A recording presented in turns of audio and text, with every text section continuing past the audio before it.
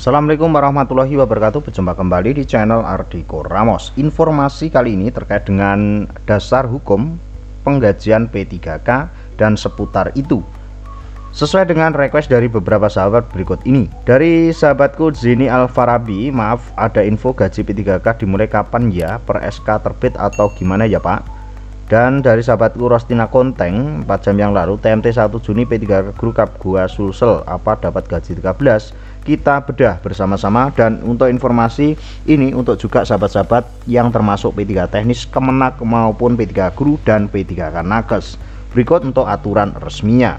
Yang pertama dari Peraturan Presiden atau Perpres nomor 98 tahun 2020 gaji dan tunjangan. Ini juga sudah kita roasting beberapa bulan yang lalu ya sahabat-sahabat, namun karena ada desakan dari teman-teman khususnya ada di Instagram terkait dengan penggajian ini, akan kita bagikan lebih detail ya sahabat-sahabat.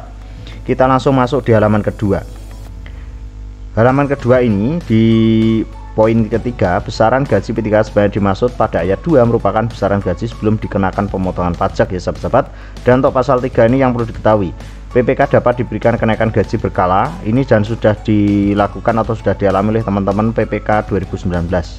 Besaran kenaikan gaji berkala atau kenaikan gaji berdasarkan ketentuan dalam peraturan presiden ini. Ketentuan kenaikan gaji berkala dan kenaikan gaji timnas sebanyak dimaksud pada ayat 1 diatur lebih lanjut di peraturan menteri yang menyerahkan urusan pemerintah di bidang pendayagunaan aparatur negara. Dari halaman 2 ini kita lanjut di halaman 3 ya sahabat. Gaji dan tunjangan bagi P3K yang bekerja di instansi pusat dibebankan pada APBN, sedangkan untuk gaji tunjangan bagi P3K yang bekerja di instansi daerah dibebankan pada APBD.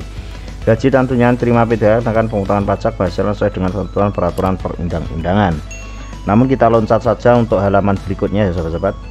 Ini adalah draft ya, draft untuk penggajian, bahwasanya untuk teman-teman P3K 2022 itu akan digaji. Dan terkait dengan kapan digaji, lanjut untuk dasarnya apa, kita coba melihat penjelasan dari Pak Bima Arya Wibisana. Sebagai contoh, kompetensi KPPK di sana diangkat resmi 23 Januari 2021, tapi SPMT dihitung per 4 Januari. Sedangkan P3K di Kabupaten Bantul yang juga teken kontrak pada pekan ke-4 Januari, tetapi SPMT per 1 Februari. Kedua kabupaten tersebut menghitung masa kontrak P3K per 1 Januari 2021. Masa kontrak 1 Januari adalah untuk TMT ya sahabat-sahabat. Namun untuk SPMT-nya yang Bantul 1 Februari, sedangkan untuk yang Sika, Kabupaten Sika, ini contoh ya sahabat-sahabat, yaitu SPMT-nya per tanggal 4 Januari. Ini kita misalkan untuk 4 Juni ya sahabat-sahabat, 4 Juni, terus ini adalah 4 Juli, seperti itu. Itu bisa, nah, terus itu penjelasannya seperti ini. Kalau masa kontrak per 1 Januari 2021 tapi SPMT per 1 Februari, maka gajinya dihitung mulai bulan Februari. Jadi di sini bisa digarisbawahi untuk teman-teman, kapan untuk P3K ini akan digaji itu sesuai dengan SPMT atau surat perintah melaksanakan tugas, bukan tanggal mulai tugas ya sahabat-sahabat, bukan TMT-nya tapi SPMT-nya. Jadi nanti perlu digarisbawahi untuk teman-teman, SPMT-nya nanti dicek ya sahabat-sahabat, karena dengan TMT ada yang sama, ada juga yang beda. Untuk kapan digaji P3K seperti itu, dasarnya adalah SPMT. Itu sesuai yang dinyatakan oleh Pak Bima Arya Wibisana. Selanjutnya, untuk peraturan Menteri Keuangan tentang petunjuk teknis pelaksanaan untuk gaji ke-13 kita roasting juga untuk sahabat-sahabat. Yang pertama, untuk pegawai pemerintah dengan perjanjian kerja di pasal 1 poin kedua, warga negara Indonesia memenuhi syarat tertentu yang diangkat berdasarkan perjanjian kerja dan sebagainya. Ini tidak perlu secara detail ya sahabat-sahabat, karena sahabat-sahabat sudah tahu. Lanjut ke 3, penerima tunjangan ya sahabat-sahabat. Penerima tunjangan itu untuk sahabat-sahabat, yaitu pensiunan dan penerima tunjangan ini juga termasuk untuk yang menerima ini. Kita lanjutkan di halaman berikutnya, yaitu halaman 12, kita loncat saja. Nah, ini yang perlu digarisbawahi oleh sahabat-sahabat. Pasal 8, tunjangan hari raya dan gaji 13 pensiunan dan penerima pensiun terdiri dari berbagai pokok, yaitu tunjangan keluarga, tunjangan pangan dan dalam bentuk uang, tambahan penghasilan dan pensiun pokok.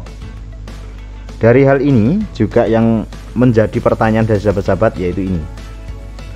Tunjangan hari raya dan gaji 13 bagaimana termasuk pasal saja tidak termasuk. Nah, ini bisa dibaca ya sahabat-sahabat, ada poin sampai L sampai N ya sahabat-sahabat. Dan ini yang ditunggu Gaji ke-13 pas bagaimana dimaksud pada dalam pasal 2 dibayarnya paling cepat pada bulan Juni 2023 untuk pasal 12 ayat 1, serta dalam hal gaji ke-13 dibayarkan dimaksud pada ayat 1 belum dapat dibayarkan. Gaji 13 dapat dibayarkan setelah bulan Juni tahun 2023. Jadi gaji 13 ini bisa disalurkan di bulan Juli maupun Agustus. Yang ketiga, besaran gaji 13 yang dibayarkan sebagaimana pasal 6 sampai dengan pasal 9 dasar pada besaran komponen penghasilan yang dibayarkan pada bulan Mei tahun 2023.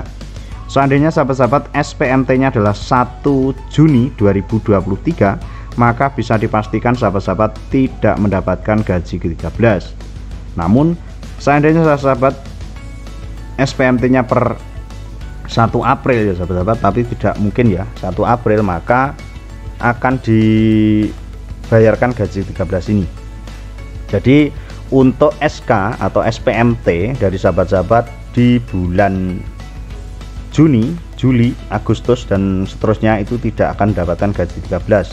Paling mungkin yang dapat mendapatkan gaji 13 adalah SPMT di bulan April ataupun Mei tahun 2023. Ini sesuai dengan peraturan Menkyu nomor 39 tahun 2023 pasal 12 ayat 1, 2, dan 3, khususnya untuk ayat 3. Untuk informasi kali ini seperti itu sahabat-sahabat. Ada kurang lebihnya mohon maaf. Wallahul muwaffiq ila aqwamit thoriq. Wassalamualaikum warahmatullahi wabarakatuh.